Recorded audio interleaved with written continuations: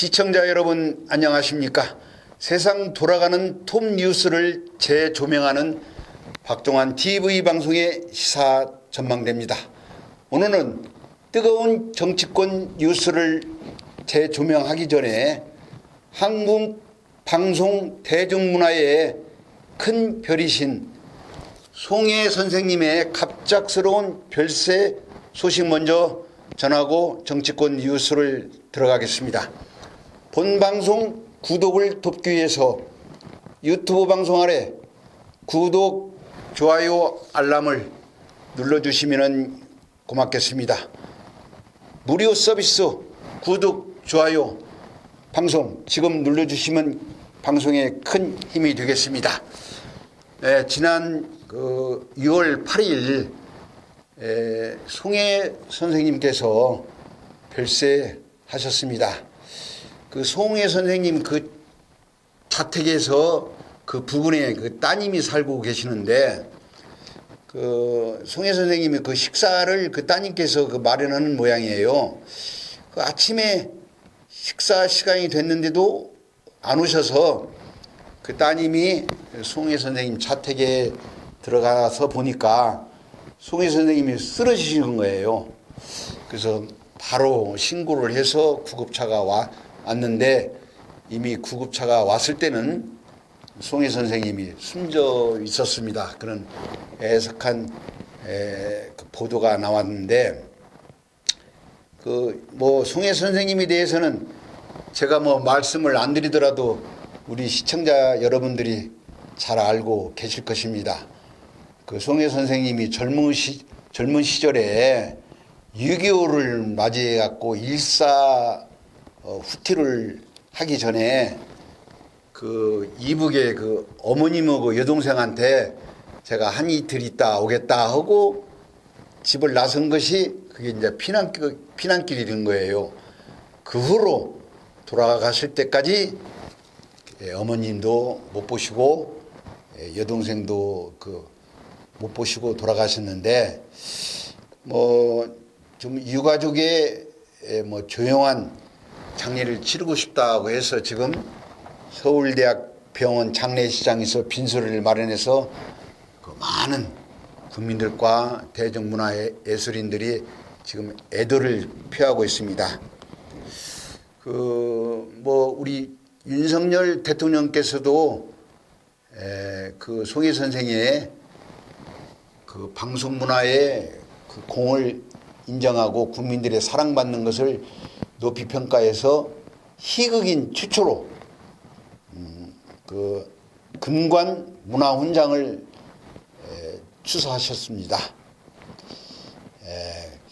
제가 왜 이렇게 송혜 선생님에 대해서 이렇게 자세한 얘기를 하고 들어가냐면은 송혜 선생님과 또 저와 또 인연이 좀 많이 있습니다. 제가 그 젊은 시절에 30여 년 전 1990년대에 서울의 종로에 가면은 종로 2가에 보면은 종합 악기 낙원상가라고 있습니다. 방송, 음향, 악기 모든 그 대한민국의 종합 백화점인데 이게 수백 개의 그 상가 상인들이 있는데 제가 그 젊은 시절에 거기 낙원악기 상가의 상인 회장을 제가 했습니다. 그 당시에 그 송혜 선생님은 그 낙원동 낙원악기 상가 바로 그 부근에 사무실을 두고 있었어요. 상록회라고 그 대중문화 예술인들의 원로들이 모인 그 상록회라고 있었는데 거기를 이제 송혜 선생님이 이제 시간 될 때마다 나오셔서 저는 이제 낙원악기 상가의 상인회장이기 때문에 오면서 가면서 이제 그때 인연을 맺었는데 더욱 인연을 더 깊게 맺은 것은 한 그 10여 년 전 정도 돼요. 그 낙원동에서 종로 2가 파고다 공원을 끼고 종로 2가 쪽으로 가는 길을 종로 2가 3가 중간에 가는 길을 보면은 한 300m 정도 약 됩니다. 그 길이 이제 송해길인데 그 종로 낙원동에는 유독히 그 호남인들이 많이 살고 계셨어요. 그래서 제가 알고 계시는 뭐 이봉만 그 회장이라고 전주 출신이고, 또 오경표, 또 지금 현재 그 송해거리 송해길 보존이 그 이사장님이신데, 그분도 또 우리 전북의 완주 분이에요. 또 한 분 계시는데, 박길성 회장님이라고 그 낙원동에서 이렇게 조금 나오면은 파고다 타운이라고 있어요. 파고다 타운이라고 그 실버 세대들이 자주 가는 대중 음식점이고, 음악도 이렇게 나오는 곳인데, 그 당시 한 6, 7년 정도 됐어요. 그 당시에 그 이봉만 회장님, 오경표 회장님, 박길성 회장님 이런 분들로 이제 저희들하고 송해 선생님의 그 높은 그 예술인들의 그 뜻과 그 국민들의 사랑을 받고 있는데, 이 낙원동에 그 송해 거리를 한번 만들면 어떻게 될 것인가, 그런 얘기 끝에 송해 거리를 만들면은 이 낙원동에 관광객들도 많이 올 것이고, 또 경제도 그 상인들이 경제도 살아날 것인가, 한번 그걸 추진해 보자 해서 종로구청, 종로문화원 이제 이런 곳과 이제 접촉을 해서 부단한 노력 끝에 2016년 6월인가에 그 뜻을 이뤄서 그 도로명을 종로구청에서 종로구의와 협의해서 송해거리를 그 인정을 받았습니다. 그래서 오늘날 그 송해거리가 탄생하게 된 배경이 있는데, 뭐 저 역시 그런 인연으로 송해길 보존이 홍보대사로 위촉을 받아서 활동을 지금 하고 있는 중에 갑작스럽게 송해 선생의 그 별세 소식을 듣고 안타깝게 생각하고 있습니다. 이 방송을 통해서 우리 송해 선생님의 영면에 깊은 애도를 표합니다. 그 송해 선생님 장례는 10일 날 새벽 4시에 서울대 영안실을 나와서 종로 그 송해 선생님이 자주 들리는 낙원동 그 상록희와 그 뭐 자주 들리는 이발소, 국밥집, 거리 그 노제를 지나서 대구의 이제 송해 공원에 안장되는 모양이에요. 네, 그 송해길 보존위에 오경표 이사장님을 비롯해서 많은 회원들이 송해 선생님이 가는 길을 애도를 표하고 깊은 슬픔에 또 송해 선생님 가족들을 위로해 줄 것입니다. 송해 선생은 그 여러분들 그 일요일 날 12시가 되면은 뭐 12시와 땡 송해 남자라고 12시에 남자, 일요일이 남자라고 하지 않습니까?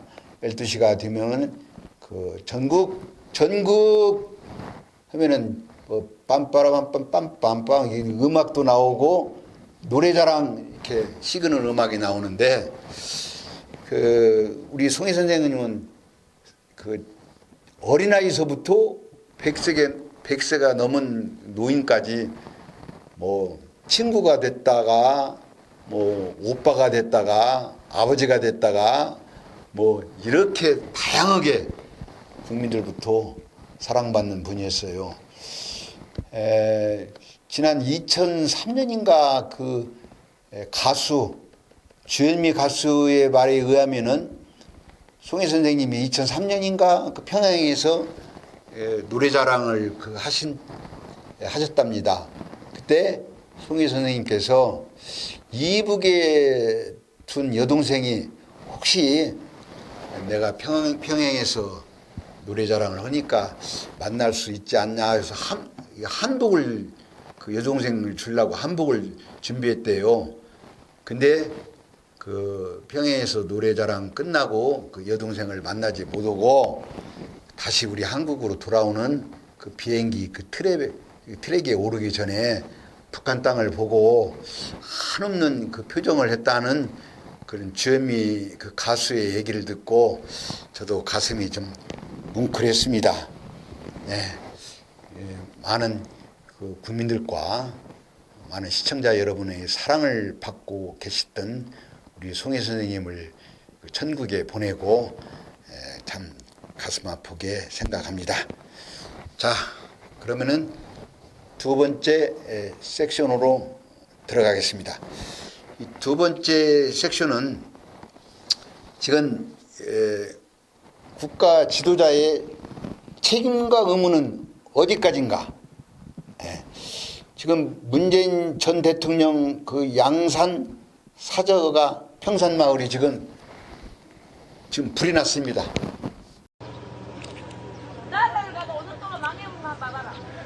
야, 문제! 뭐가 깜짝이야, 씨발, 뭐 죄진 게 많냐? 죄 안 지으면 깜짝 안 놀래? 야, 이 문제 개새끼야! 네 처량한 꼬라지를 봐라! 퇴임한 지 첫 주말인데도 네 그렇게 따라다니던 김어준, 그 많은 유튜버들, 방송 기자들 단 한 명도 너를 지켜주려 내려오지를 않는다. 얼마나 권력이 무상하냐?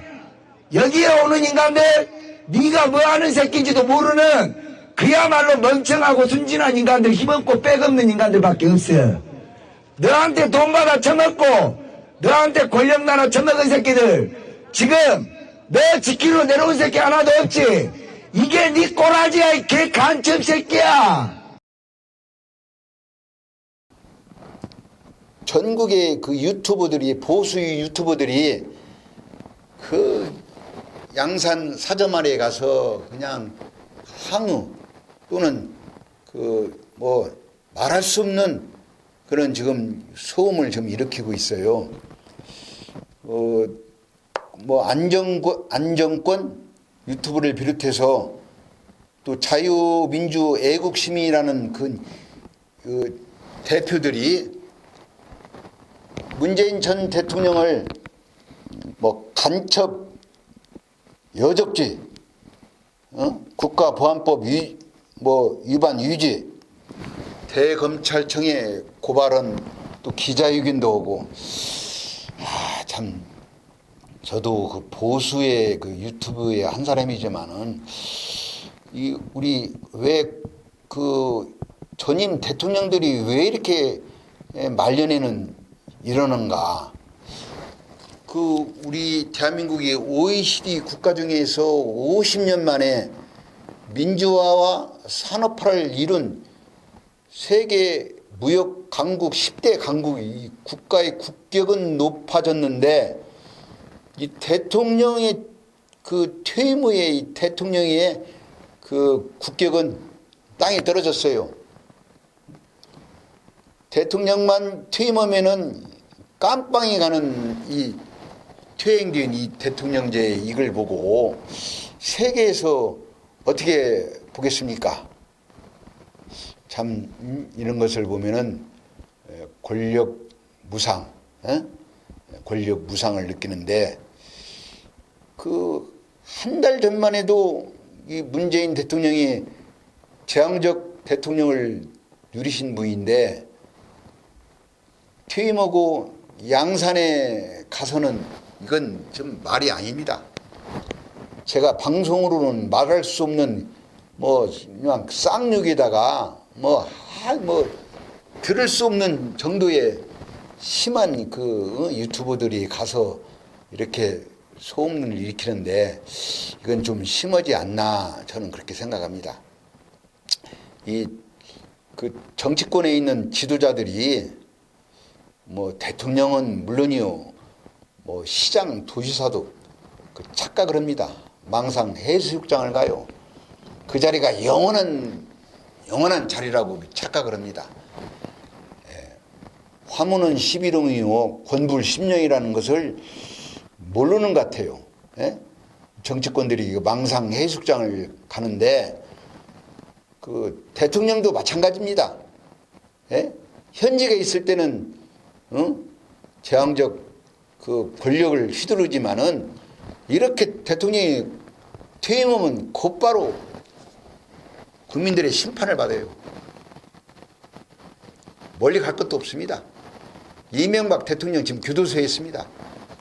박근혜 전 대통령 교도소에서 있다가 얼마 전에 나왔어요. 이런 걸 보면은 대통령도 퇴임호를 생각해서 재임 기간에 정치를 잘해야 한다는 생각이 들어가요. 이 윤석열 정부가 지금 한 달 지금 지났어요. 한 달 지나서 한동훈 법무부 장관이 검수의 검수 완전 박탈, 그걸 제자리로 지금 돌려놓고 있는 지금 일을 좀 하고 있더라고요, 보니까. 그리고 윤석열 정부가 지금 초기 내각 인사를 비롯해서 중요한 그 청와대 부서 인사를 지금 마쳤는데 너무나 그 검사 위주로 너무나 이렇게 일기 중요한 부서를 짜가고 있나 해서 국민들이 상당히 의아심을 갖고 걱정을 많이 합니다. 특히 그 대표적인 그 예가 김정인 전 비대위원장님께서 이렇게 따끔한 말씀을 하셨는데 지금 윤석열 대통령이 황홀경에 빠져 감성 정치를 하고 있다. 이렇게 따끔한 말을 지금 하고 있더라고요. 제가 보기에도 좀 너무나 이렇게 검사 위주로 인사를 하고 있지 않나 좀 걱정이 됩니다. 뭐 청와대 중요 비서관들 뿐 아니라 뭐 금감위원장 뭐를 비롯해서 10여 개의 중요한 부서에 검사 출신들을 그 요직에 지금 심어놓고 며칠 전에 그 기자들이 용산 대통령 집무실에 출근하는 윤석열 대통령을 보고 너무나 검사를 중용하지 않냐 이렇게 말씀하시니까 윤석열 대통령 또 직설법으로 윤석열 정부에서는 적재적소에 인물을 기용합니다. 이렇게 또 이렇게 받아쳤더라고요. 물론 그 대통령의 인사는 대통령의 고유 권한이지만은 그 고유 권한을 대통령에게 위임할 때는 그 위임한 사람이 국민입니다. 국민이 과하다.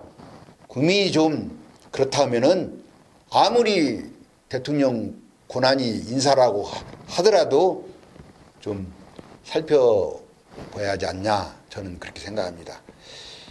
윤석열 정부하고 문재인 정부하고 같다고 이렇게 해서는 윤석열 정부가 성공하지 못합니다. 문재인 정부에서 얼마나 갈라치기 하고 갈등과 분열을 일으켜서 5년 동안 국민을 지금까지 문재인 전 대통령이 퇴임한 그 양산 그 사저까지 가서 유튜버들이 이렇게 난리를 치르지 않습니까? 윤석열 정부도 마찬가지예요. 5년 동안 지금 이제 한 달뿐이 이제 안 지났지만은 5년 동안 윤석열 그 정부의 윤석열 대통령의 그 고집 또는 그 편파 인사 박근혜 대통령 같이 수첩 인사 자기들의 측근 인사 이것으로 정치를 5년을 마감한다면은 윤석열 정부도 문재인 전 정부 같이 떡져놓고 실어 없는 꼴이 되는 것입니다. 제가 이렇게 말씀드리는 것은 국민들이 걱정할 때는 뭔가 우리 윤석열 대통령도 시정할 부분이 있다고 생각합니다. 이번에 그 윤석열 대통령께서 그 6월 달엔 호국 보훈의 달입니다. 그래서 윤석열 대통령께서 지난 9일 날 천안함 유족과 생존 장병들 그리고 제2 연평 해전에서 포격했던 유가족들 그런 호국 영웅들을 모시고 대통령실에서 호국 영웅 초청 식탁이라는 그 제목 아래 한 20여 명의 그 오찬을 윤석열 대통령이 하신 그 뉴스를 보고 참 호국 6월 현충일을 비롯해서 6.25 사변 그 6월 달에 보훈의 달에 국가 호국 보훈의 달에 참 행사를 잘했다 저는 그렇게 생각이 들어가요. 이 국민이나 이 국가의 그 제복을 입은 국민들이 국가에 충성을 할 때 국가 지도자가 그런 국가에서 이는 애우를 안 해준다면 누가 국가에 충성하겠습니까? 그런 것들을 본다면은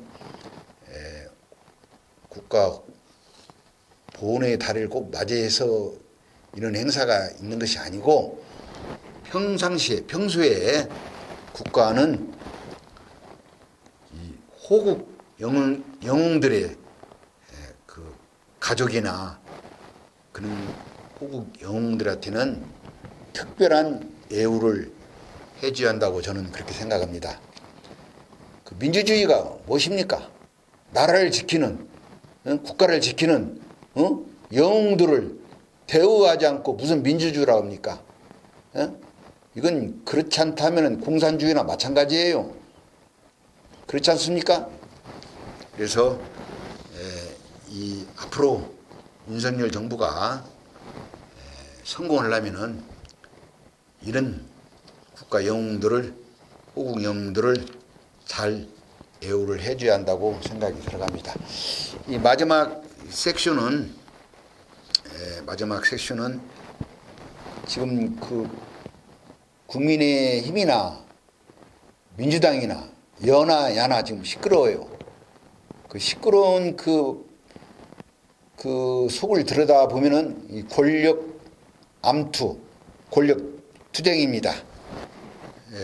이제 총선이 이제 한 2년 남았는데 2년 남기 전에 이 당의 대표, 총선의 공천권을 쥐고 있는 당의 대표 역할을 가지고 지금 전쟁이 붙었어요.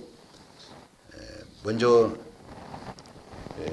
집권당인 국민의힘 지금 이준석 당대표와 정진석 의원과 지금 또 한판 지금 삿바싸움이 지금 벌어졌지 않습니까? 이준석 당대표가 우크라이나를 출장을 지금 다녀오셨는데 귀국을 하고 지금 속에 있는 말을 지금 쏟아냈어요. 그 이준석 당대표가 우크라이나 출장 가기 전에 국내에서는 국민의힘의 정치권에서는 왜 우크라이나를 뜬금없이 이렇게 갔나 모르겠다 이렇게 시큰둥했는데 이준석 당대표가 그 소리를 듣고 이건 당권 경쟁이 지금 벌어진 것 같다. 특히 윤핵관이라고 지칭하는 사람들, 윤핵관이 있는가 없는가는 모르겠지만은 그 중에 그 한 명인 정진석 그 의원을 겨냥해서 어차피 기차는 간다. 그 소리가 이제 어차피 걔가 개가 짖어도 기차는 간다.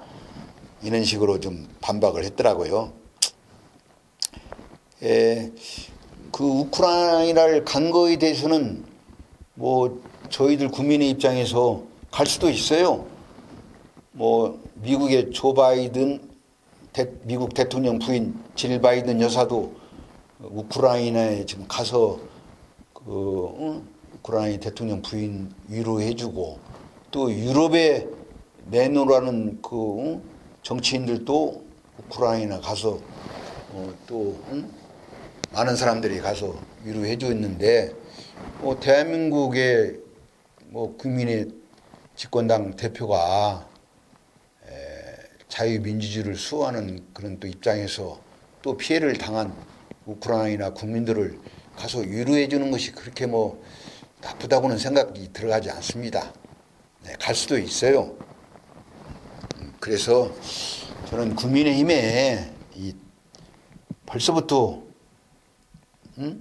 정권을 잡은 지가 얼마나 됐다고 당권 경쟁을 지금 하고 있는가, 저는 따끔하게 한마디 하고 싶어요. 권성동 원내대표 또는 정진석 의원, 만약에 윤핵관이라는 그런 그 안에서 이준석 당대표를 흔들고 이준석 당대표에 대해서 안티를 벌린다고 하면은 이건 국민들이 심판할 것입니다.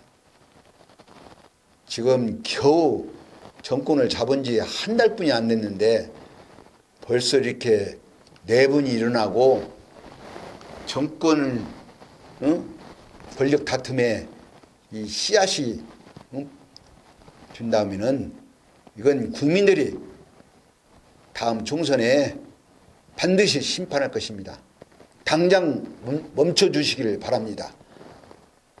다시 한번 말씀드리지만은 지금은 이준석 당대표를 흔들지 말고 이준석 당대표가 혁신을 하겠다고 얘기를 했지 않습니까? 혁신은 힘이 있을 때, 집권을 잡았을 때 초기에 혁신을 해야 합니다. 끝날 때 혁신 안 됩니다. 문재인 전 대통령, 문재인 정부 보면 알지 않습니까? 예? 문재인 대통령 뭐라고 했습니까? 과정은 공정하고 균등하고 평등하고 좋은 말을 다 찾았지만은 정권 뺏겼지 않습니까? 이 국민의힘 윤석열 정부도 마찬가지예요. 벌써부터 내 앞에 감나라 배나라 이렇게 하면은 국민의힘 얼마 못 갑니다. 이준석 당대표가 지난해 6월 11일 날 전당대회에서 대표로 선출되었기 때문에 앞으로 한 1년 남았어요. 제가 보기에는 이준석 당대표 30대 영선 국회의원이지만은 그냥 보통 뻘로 봐서는 안 됩니다. 이 국민의힘 다시 한번 말씀드리지만은 꼰대 정치 했다가는 큰 낭패를 본다. 저는 그렇게 생각을 합니다. 그 혁신위원회에 최재형 의원을 혁신위원장으로 추대해서 천하람 신화를 비롯해서 앞으로 이제 그 당에서 혁신위원회를 가동시켜서 제대로 된 정책, 또 국민의힘이 그 단점으로 갖고 있는 그런 문제점들, 그리고 공천 제도의 문제점, 이런 것들을 혁신을 해야 합니다. 혁신하지 않고는 우리 그 국민의힘이 새롭게 탄생될 수도 없고 정권을 연장할 수도 없고 2년 후에 총선에서 압승할 수도 없습니다. 그래서 이런 점을 잘 보시고 잘 해주기를 바라겠습니다. 뭐 요즘 뭐 정치권을 보면은 또 민주당을 또 한번 지켜봅시다. 지금 민주당 지금 난리 났죠. 여기는 또 정권 뺏기고도 정권을 뺏기고도 니탓 내탓하고 난리 났습니다.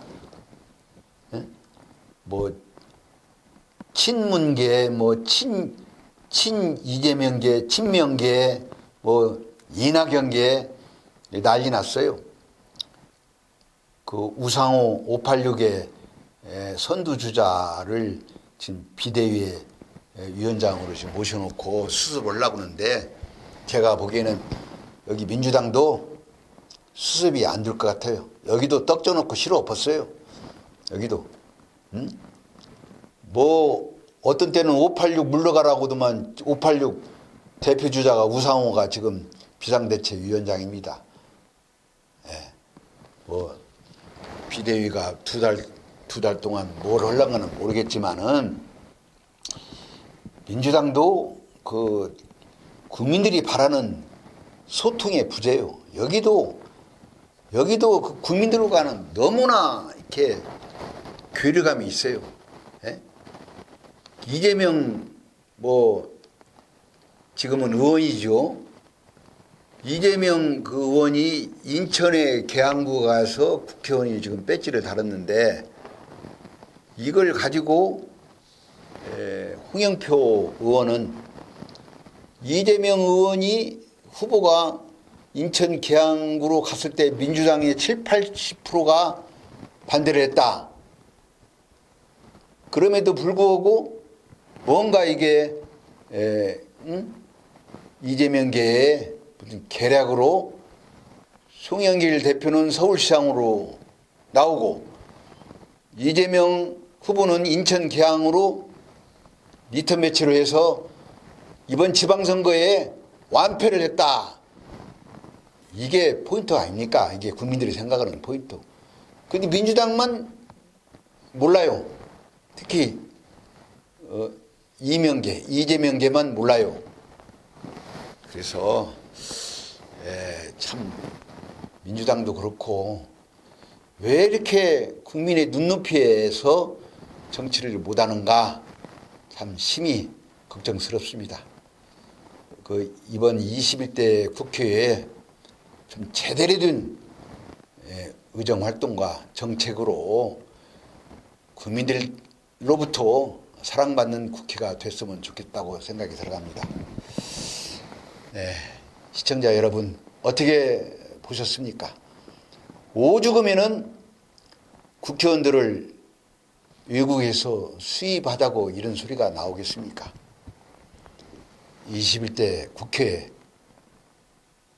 이번에 좀 제대로 좋은 정책, 좋은 선거제도, 특히 지방자치 정당공천 폐지 이거 하나만 제대로 국민의힘이나 민주당이나 21대 국회에서 정당공천 폐지 이거 하나만 하더라도 우리 정치가 선진 정치가 될 것이라고 저는 자신 있게 말씀드립니다.